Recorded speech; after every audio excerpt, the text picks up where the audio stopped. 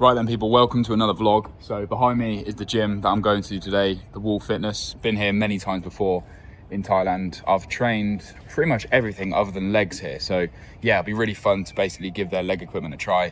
I'm not sure if I'm gonna do any heavy pressing, but they do have some good quality equipment. So even if it's just accessories, they should be well calibrated and should be able to get a good lift in. But yeah, I might do a leg press, might do a hack squat, we'll see.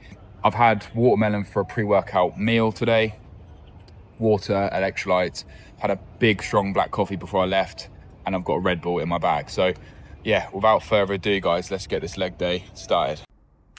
Right guys, welcome back to the series. So this is obviously the Training Atlas series, which is me visiting pretty much as many gyms as I can while I'm in Thailand within reason. But yeah, I'm just giving you some context here. I did film with a microphone at the start of the session, and then basically the camera batteries died. So what you'll see here is just some physique update and then a few clips from the session itself. So it was a leg day here, and pretty much started off the session by doing single leg hamstring curls. And to be honest, this is a good topic for me to talk about my future leg training, because I've made a decision now to actually focus a lot more on my hamstrings. So I don't necessarily think that they're way behind the rest of my physique, but I just feel that in terms of my development, I haven't focused on them in a long time.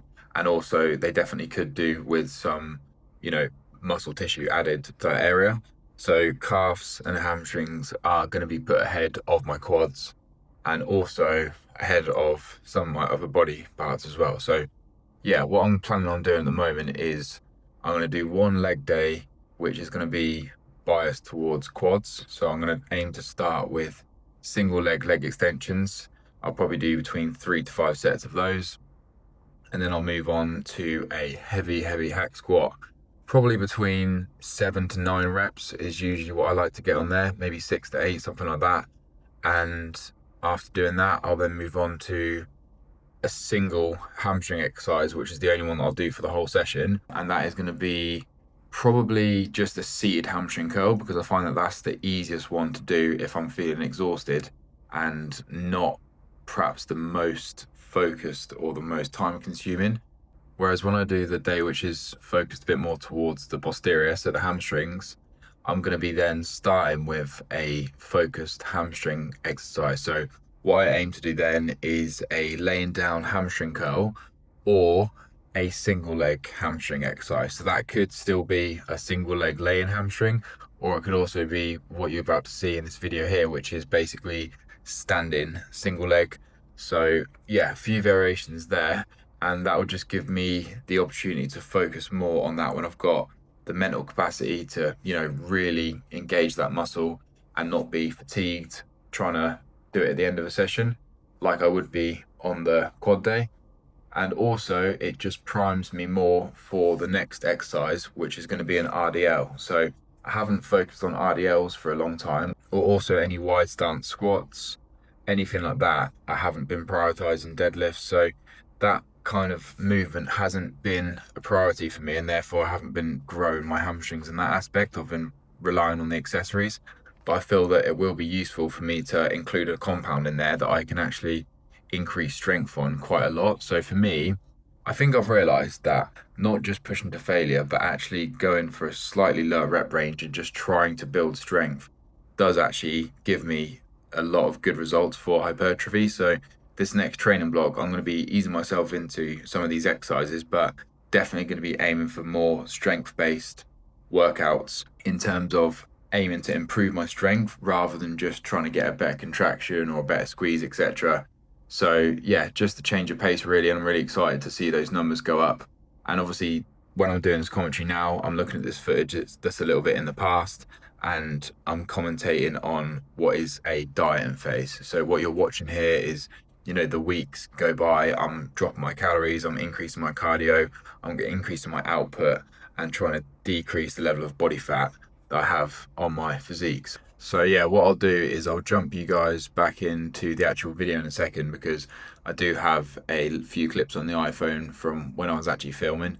But yeah, as I said, really excited to now focus, because I'm in a bulking phase.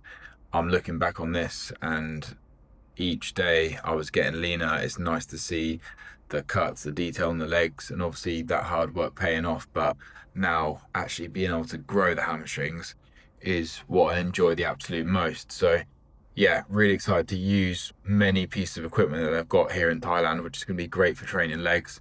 I'd say legs is probably the equipment which they have the most variety in. So yeah, it works perfectly for me. But anyway, I'll jump you guys back into the commentary now.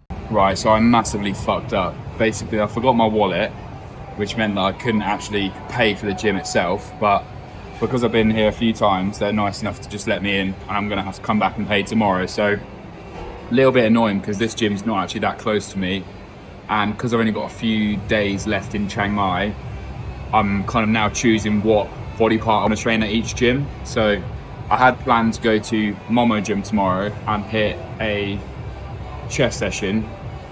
So I'm going to see if this is on the way, I'll swing by, and if not, I might just come here because I don't fancy going all the way around, because this gym is still really nice, but we'll see. So that was the first thing. Then I realised I forgot my AirPods, and it's leg day, so that's fucking brutal.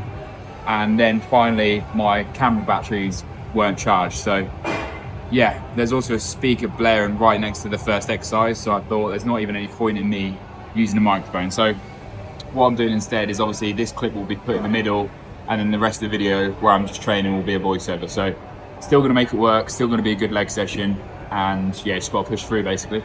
So I'm now going to go for a laying down hamstring. I've just done 2 sets of single leg upstairs, but they were both like really long duration sets. So this one I typically do single leg, but because I've already done single leg, I'm going to try and make it work double and just see how we got on basically. And after that, leg extensions, and then I've got a seated calf raise upstairs. So I might do some RDLs, but it just depends, because at the moment it's already like getting really packed over there. So yeah, we'll see. If not, I'll just crank up the volume on the accessories this week. All right, so moving on to a different exercise altogether here. So we've got laying down hamstring curls.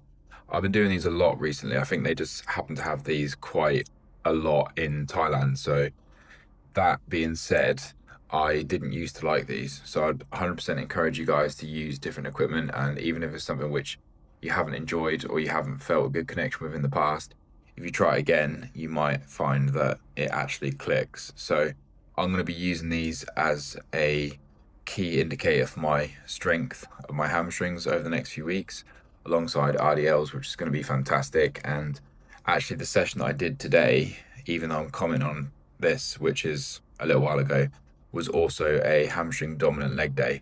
And yeah, really enjoying that approach. And then it gets me excited to hit quads on the separate day as well. But yeah, as you can see here, the only issue I'm having is kind of actually holding myself into the machine there. So you just want to keep your hips and your glutes pressed down and try and avoid engaging them as much as possible, obviously because we're trying to engage mainly the hamstrings, and that's the isolating working muscle for that exercise. And then moving on to leg extensions. So you can see here I'm doing the full stack. This is sped up. I'm pretty sure also, guys, the hamstrings that I was just showing you there was on 2 times speed, so you can get an idea of how much I was actually going to the top and holding that squeeze and following that tempo.